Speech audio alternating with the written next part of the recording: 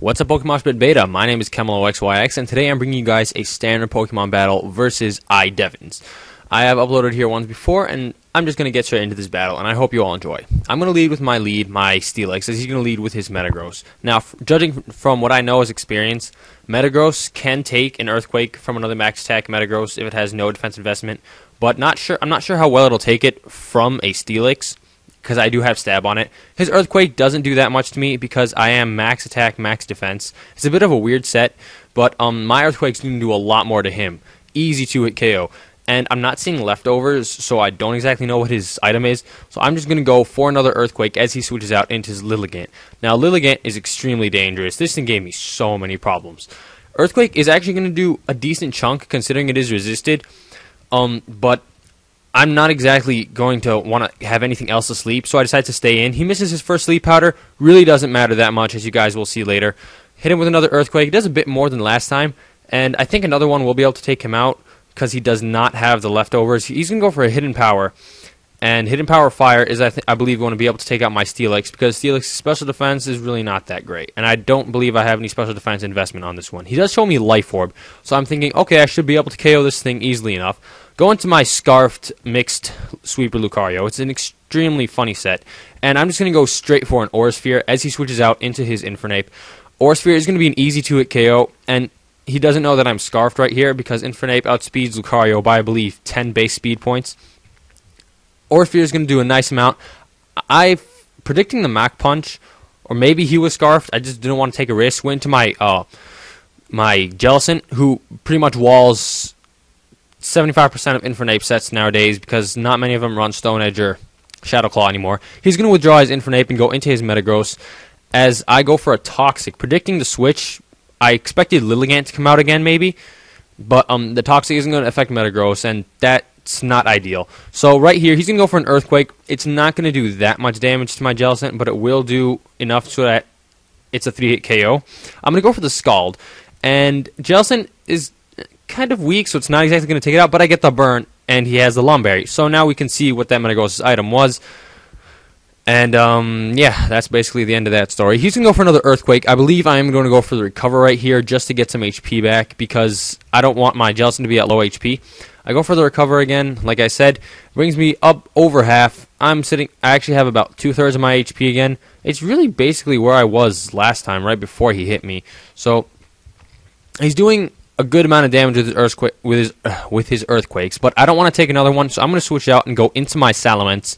This is actually a fully special-oriented Salamence with, I believe, Wise Glasses.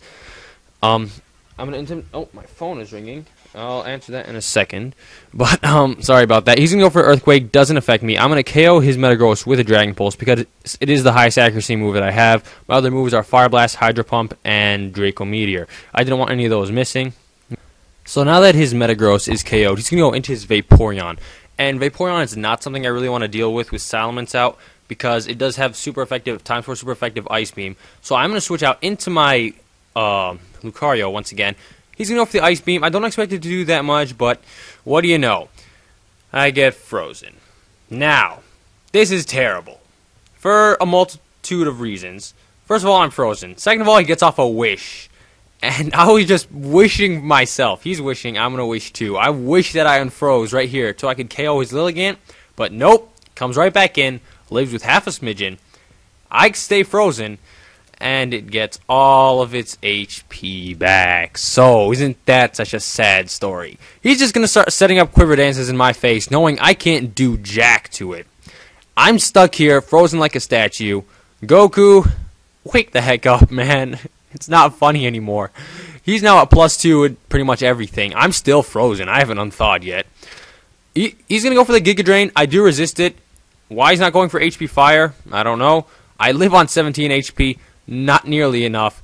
And I think he felt sorry for me because I am kind of getting the dirt hacked out of me. He goes for another Quiver Dance here, but I'm still frozen, believe it or not. Even he's giving me Mercy and stuff. And look, my Lucario can't unfreeze itself.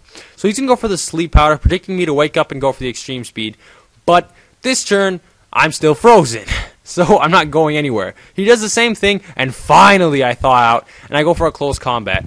I think maybe he was assuming I was fully special because I showed him Aura Sphere earlier, but I am actually a mixed Scarf with, I believe, max attack and minimal speed investment.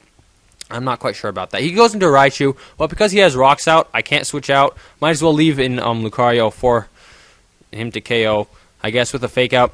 I wasn't actually expecting it to have Fake Out, but it does. So he takes a bit of Life Orb damage, so now I know what kind of Raichu he is. I'm going to go into Mightyena, who is extremely powerful, and you should be afraid of the dog, because the dog eats you. I'm going to go for the Crunch, because on more than one occasion, the dog will always beat the rabbit, right? Wrong. Well, rabbit, it's not a rabbit, it's a mouse. But anyway, he's going to live on a sliver of HP and KO me with a Brick Break, which, you know what, in my opinion, is totally stupid. But I'm able to take him out with Life Orb Recoil, so it's a double down. Now, on this double down, he's going to go into his Rotom Wash. I'm going to go into my Jellicent. I can do a pretty good job of walling this Rotom, because I actually do have the Protect. Now, I know that his Rotom is Scarfed from previous extravaganzas. I don't know how to say that, but I'm going to go for the Protect to scout what he locks himself into and switch into my Haxorus, because my Haxorus can deal with this Rotom ever so wonderfully. He's going to go for the Thunderbolt. It's not going to do that much damage to me because I do resist the hit, and he is a Jolly Scarf Rotom. So he's going to withdraw his Rotom and go into his Infernape, as I believe I Dragon Claw or Dragon Dance. I'm really not sure. No, I'm just going to set up a Dragon Dance. Sorry about that. I have a bit of a stutter. I raise my attack and speed, so I will be able to outspeed this Infernape. He's going to go for a Mach Punch just to get a bit of more damage on me, and then I'm going to be able to take him out with a Dragon Claw. Jeez, I can't talk today. I'm sorry, people. Life Orb is bringing me down a bit low, and he goes into Vaporeon. Now, here I make a really freaking weird play. Was it here or later? Because I think I just go straight for the Dragon Claw. Yeah, he double switches, predicting me to go into my Jellicent to absorb the Water attack, which I really don't see a point in doing at this point, because Haxorus is almost dead anyway. I'm going to be able to go for the Dragon Claw and KO his Rotom with a +1 hit from an Adamant Max attack, Life Orbed Haxorus. So there's Rotom gone. All he has left is Vaporeon, and I do have Jellicent, which pretty much walls him, so it is looking like a good game, but nevertheless the game must go on. For some reason, I expected him to Wish and try and stall me out of my Life Orb damage, so I went for the Dragon Dance, predicting him to Wish so that I doubt I'd be able to kill him with one hit after +1 is what I'm saying. But he's just going to go straight for the Ice Beam and take out my Haxorus. So basically the game is coming to a close. He gets a random useless crit. Vaporeon is, I believe, his last Pokemon, unless I'm like high on something. But I'm pretty sure it is his last. So I go into my Jellicent, and he does not have Toxic. His set is Wish, Protect, Scald, I believe, and Ice Beam. He doesn't have Toxic, while I do, and I'll just end up winning the Stall War because he actually can't inflict any status on me, and Scald doesn't do damage.